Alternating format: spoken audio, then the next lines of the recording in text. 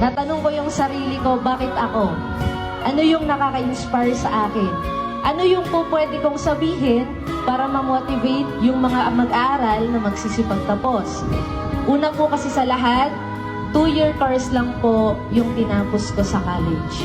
Pangalawa, hindi rin po ako regular sa trabaho ko.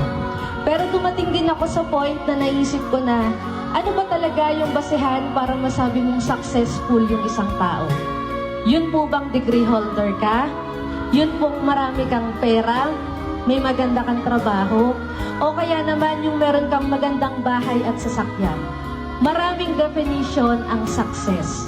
Pero para sa akin, kapag gusto mo at masaya ka sa ginagawa mo, successful ka na rin may tutulong. Hindi ka man magkamit ng karangalan ngayon, hindi mo nangangahulugan nun na hindi ka rin nagsikap.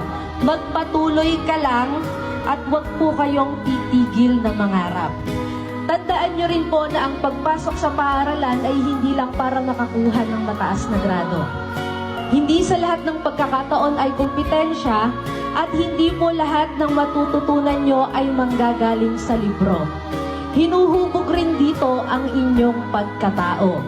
Dahil tandaan nyo na hindi lang sa taas ng grado nakikita ang pagiging magaling na estudyante. Nasa pagiging isang mabuting tao rin yan na marunong rumispeto sa kapwa. Dahil tandaan po ninyo, daig ng taong may respeto ang taong edukado. Mayaman ka man o mahirap, deserve mong irespeto. May karangalan ka man o wala, deserve mong palakpakan.